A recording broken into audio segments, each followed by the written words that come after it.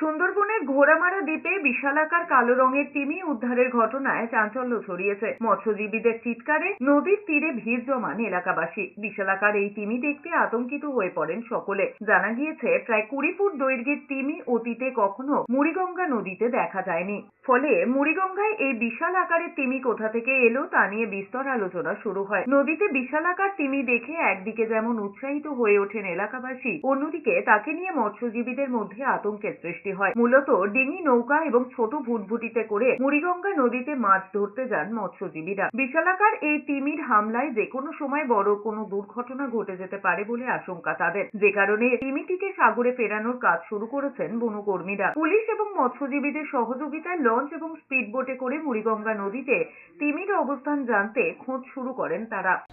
তিমি মাছ উঠে এসছে চরের উপরে, তো সেটা 15 ফুট লম্বা হবে। তো এটা দেখার পরে 20 জন মতো লোক তাকে পাল্টি খাইয়ে খাইয়ে আবার নদীর জলে জীবিত ছিল, পাল্টি খাইয়ে খাইয়ে কিন্তু একদম জলে তুলে ছেড়ে দিয়ে আসলো।